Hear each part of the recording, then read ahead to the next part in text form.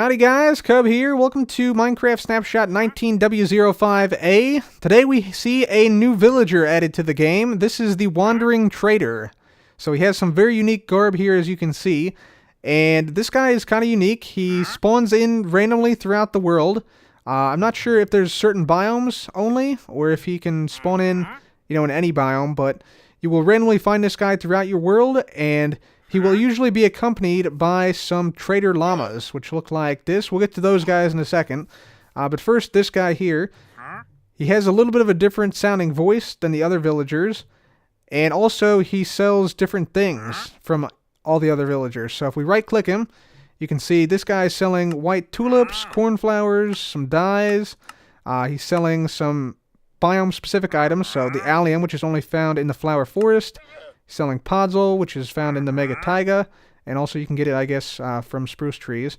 But if I spawn in another trader villager, you can see he's selling different items. So he sells different dyes here, pumpkin seeds, purple dye. There's also packed ice that he's selling. If I go ahead and spawn in another one here, take a look at this. This guy's selling sea pickles, coral blocks, which now means that coral blocks are now renewable in the game from the Wandering Trader. Saplings, more dyes, and some blue ice, actually. So, yeah, kind of a large variety of different trades. I'll just show you another guy here real quick. So this guy's selling kelp, jungle saplings. So, yeah, that means you wouldn't have to find a jungle to get jungle trees if you found this guy wandering throughout the world. He's also selling tropical fish. So, huge variety of different things that these guys sell. There's glowstone being sold, pumpkins, sand. There's also red sand, and there's gunpowder as well. And I think slime balls are also another possible trade. So, quite the variety of trades with these Wandering Traders. Now, if I go ahead and trade with these guys, I'll just show you one thing that's sort of interesting about them. So here I've made 1 trade, 2 trade, 3 trade, 4 trades with this guy, and now this trade has become locked. And so, if we let this guy potentially reset, you'll see he doesn't do it. So, these Wandering Traders seem to have some sort of finite trading capacity. Like you can't just trade with them like crazy like you can with the regular villagers. So I can show you that better if I come in here. See, yeah, I've only got 1 pumpkin from that. If I trade here, I was able to trade 4 times here for the sand. So just got a little bit of sand. If I go in here, let's try and get a little bit of lime dye. So 4 times for the lime dye.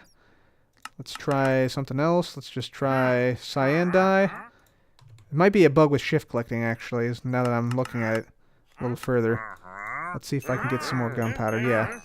So it seems like, yeah, you can't shift click. That's probably a bug with the trader, but the point is that this guy has very limited trading capacity, essentially. So you can see now all his trades are locked. And they do not unlock as far as I know, at least as far as I've been able to test thus far. It's possible they might reset after a certain amount of time, but you cannot infinitely trade with these guys, it seems, at least. Like, they don't really reset at all. So, yeah, this would be really good for getting specific blocks, like a small amount of specific blocks that you might not be able to find nearby. So, for instance, like if I came over here and wanted to buy kelp, we're not near an ocean here, or not too near an ocean here. So, yeah, I'd have to go all the way over there, or, if there was like a sea pickle, this guy has sea pickles, so I could get a few sea pickles from this guy, and then I wouldn't have to go find a warm ocean biome, for instance. And then I can just farm these sea pickles from the initial couple I got. So, yeah, that is kind of an interesting mechanic here. I'm not sure if it's a bug or not that they don't reset, but we'll have to wait and see on that, see what Mojang decides on that. If they do reset, though, they'll have to definitely redo the trades, because the gunpowder trade, for instance, would be super, super overpowered. So, yeah, we'd have to see better balance with those trades. Also, these Wandering Traders typically come with the Trader Llamas, as I said before. These llamas have unique garb, and they come in a bunch of different colors and varieties, of course. There we go. Yeah, so you can see a couple of the various llamas here. Now, these llamas supposedly will follow the wandering villagers around and accompany them on their journey throughout the world. So look for these guys to find the Wandering Traders. And also, if you go ahead and tame one of these llamas, which I'm going to try to do right now, they have sort of a unique property. So if I hop on this guy, and there we go, we've tamed him. If we go ahead and now shift-click on him, put on a different colored carpet, you can see now he has the blue carpet on him. We can now take off the blue carpet, like so, and the original garb returns for these llamas. So that is a pretty cool feature as well. So you still maintain that initial garb, but yeah, you can also put on different carpets and stuff to change the look if you want. So you might be wondering, why have Trader Llamas? Well, I'll tell you why. So we have ourselves a wandering trader here. Let's go ahead and spawn in a couple of Trader Llamas in this section right here. Let's go with 3 Trader Llamas, and let's go ahead and also spawn in a zombie, and we'll see what happens. So yeah, the wandering trader begins to run, and you'll see Trader Llamas actually attack zombies. So they're spitting at the zombie, doing a little bit of damage here, and they're actually pretty effective at taking down zombies. Now, normal llamas will not exhibit this behavior. Only the Trader Llamas will. So that is the purpose of Trader Llamas, basically to defend the wandering trader, who is standing passively by on the side over there.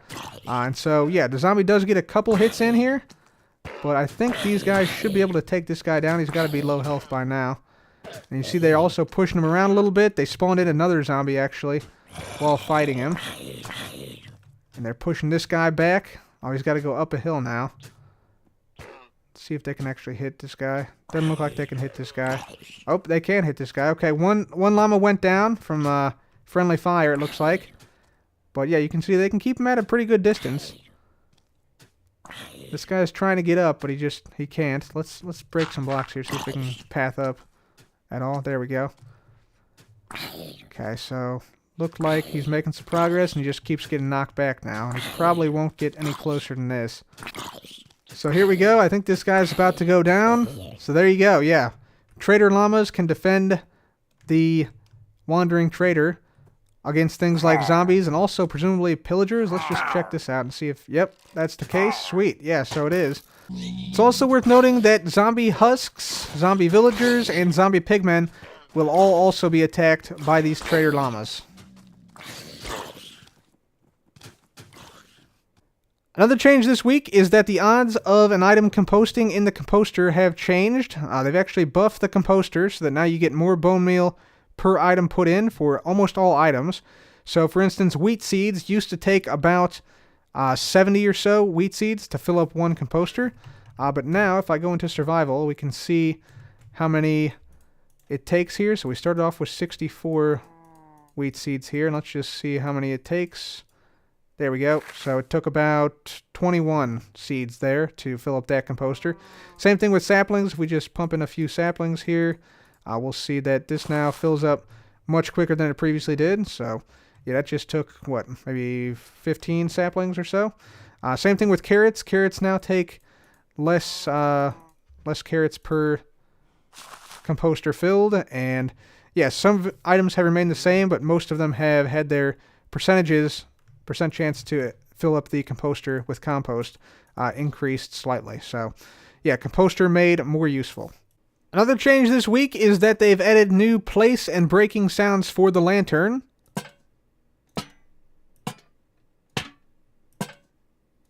One small change this week is that the Illager Beast is now called the Ravager. So you can see this is the Illager Beast, or what was the Illager Beast, but it's now changed names to the Ravager.